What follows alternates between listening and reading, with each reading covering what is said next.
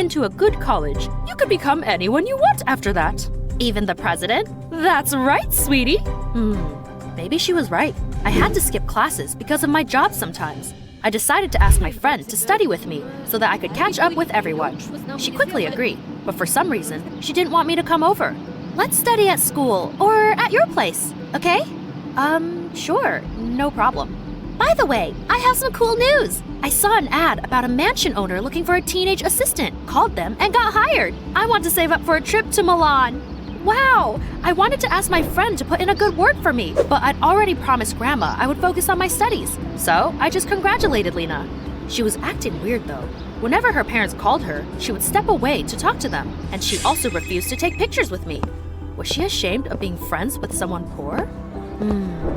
Her birthday was coming up. She gloomily told me that her parents had decided not to throw a party. However, I wanted to congratulate her anyway.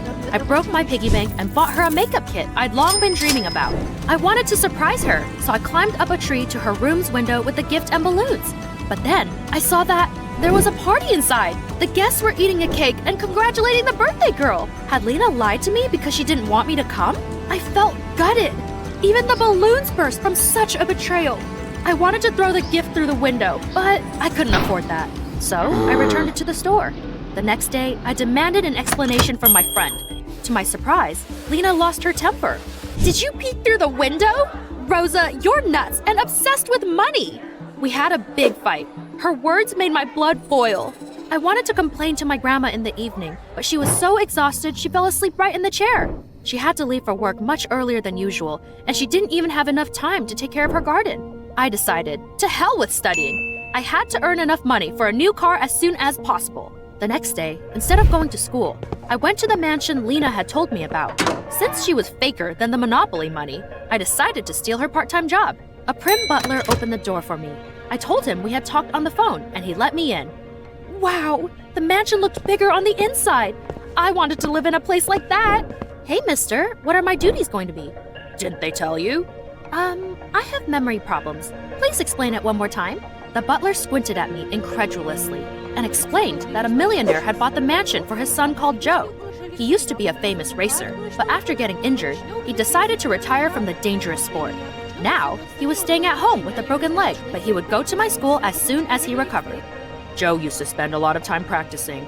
He was always homeschooled, so he doesn't know anything about regular schools. He needs someone to keep him company while he's getting better, and then help him adapt to the new environment. I frowned. So they want me to entertain some rich guy like a freaking clown? Hell no! There were plenty of arrogant jerks at my school. I'd had it with them. But then the butler handed me the contract. Wow, I almost choked on air. That was a lot of zeros. I changed my mind about leaving. And then, the guy of my dreams jumped out into the corridor on crutches. I literally forgot how to breathe. Somebody give me an ice bucket. He was too hot. Hi. Why are you drooling? God, Rose, pull yourself together. With a colossal effort, I quit staring at Joe and introduced myself. Phew, what a relief. He turned out to be friendly, and even though he was rich, he did not look down on me. I realized that I was in love. The butler went shopping, and we were left alone. The doorbell rang. When I opened the door, I saw Lena. You should have seen her face. She was stunned. Huh? Rose? What are you doing here? Well, I'm obsessed with money, right? So I decided to steal your job. I can't believe you did that. And I can't believe you betrayed our friendship and deceived me. At that moment, Joe called my name. I smugly informed Alina that the job was mine now and slammed the door in her face. I came to Joe every day after classes, told him about the curriculum, and explained how things at school worked. Wow, it sounds like going to school is awesome. I can't wait to get rid of the cast. Staying at home was boring him, so when I came, we played video games, watched movies, ate delicious snacks, and talked for hours. He told me about racing and his father's business in Japan. When I was an athlete, I traveled around the world a lot, but now I want to live quietly. I told him that I was working to buy my grandmother a car. That's so good of you. We had a great time, and I got paid for it. It was nuts. Lena was the only thing that ruined my mood. At school, she glared at me and gossiped behind my back. I didn't expect her to be so mean. One day, she even convinced our literature teacher to double-check my essay. Ugh, after all, she knew that I hadn't had enough time to write it because of work. However, I found a way out. I'm sorry, Mr. Francis, but I haven't written the essay, and I won't waste any more of my time on homework. I'm going to marry a millionaire because I don't want to work my whole life for pennies. The teacher was so surprised, he even sat down. My classmates started giggling. Of course, I didn't really believe what I was saying. I just didn't want to be humiliated in front of the whole class and make Lena happy. Soon, they took off Joe's cast. That evening, I bought his favorite pineapple pizza on the way to his place. Hello, Jojo. Guess what I got? Joe looked kind of shy. He sighed and told me what was bothering him. You know, I'd like to be more than just a friend to you because I really like you, Rosa. Will you be my girlfriend? Oh, was I dreaming? The guy of my dreams asked me out. How could I say anything other than, yeah, of course? I imagined how envious my classmates would look after finding out that such a handsome and rich guy had fallen heads over heels in love with me. But then, my blood ran cold. Joe was an amazing guy, and a ton of girls would definitely pine for him at school. I was afraid that someone would steal my boyfriend. Rose, are you all right? You look so glum. Oh, I just, choked on a pineapple. You're hilarious. I didn't have any friends because I was too busy training. But thanks to you, I'm not lonely anymore. So, thank you. He thought for a while and pulled an old photo out of the drawer. Actually, I thought I met my soulmate when I was a kid. We met at a camp, but my dad took me home a day earlier than expected, and we lost touch. Joe handed me the photo, and I felt my mind go numb. It was a copy of the photo Lena had once showed me. So Joe was the boy she used to love? My heart dropped. If they met, they would definitely recognize each other and become an item. Oh no, what was I supposed to do? I decided to keep Joe on sick leave a bit longer until I came up with a better plan. He was lactose intolerant. The next morning, I came over so that we could go to school together, gave him a coffee, and said it was with coconut milk. Joe took a sip and his eyes bulged out. That's regular milk! I can't drink that! Oops, the barista must have messed up. Sorry. Joe ran to the bathroom. I knew he wouldn't be coming to school anytime soon. I felt guilty, but I didn't want to lose my boyfriend either. The next day, I pretended to have a high fever and asked Joe to stay with me. Lie down, I'll make you some tea. I kept coming up with excuses for a whole week, but soon I ran out of ideas. It was clear that I couldn't keep Joe at home forever. Could I keep Lena out of school then? I pretended to be a teacher and called Lena's parents. This is Mrs. Adams. All classes are canceled due to renovations.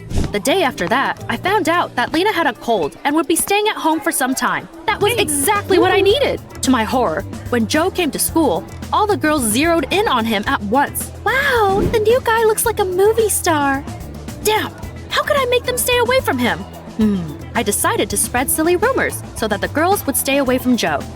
Did you know that the new guy has lice? If you come close to him, you might get them too, and then you'll have to shave your head. Really? Ew! My plan worked perfectly.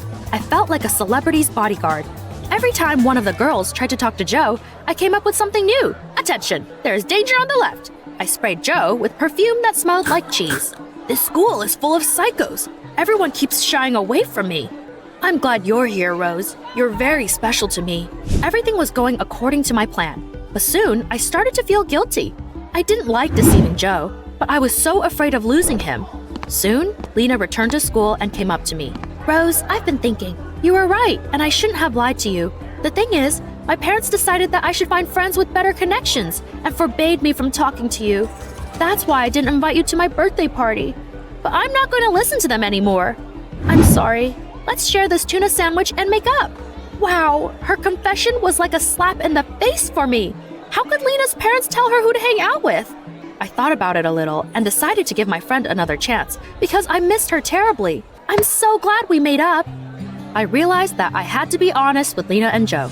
They had been in love with each other since they were kids. So I gave up and told them the truth. I'm sorry. I knew everything but didn't want you to meet. You guys are made for each other. They were so happy to reunite that they didn't even get mad at me. You should have seen them. They were glowing, like some freaking Disney characters. I felt like the third wheel and left. Soon, Joe's father paid me for my work. It was good money, but I still didn't have enough to buy a new car. I saw my grandmother carefully watering her plants and had a great business idea. Granny's flowers were the most beautiful in town. I was sure a lot of people would want to buy them. I spent all the money I earned on advertising. My grandma was pleasantly surprised when the first orders started coming in. Most of the customers wanted the bouquets to be delivered to their homes, but we didn't have a car. I decided to use my bicycle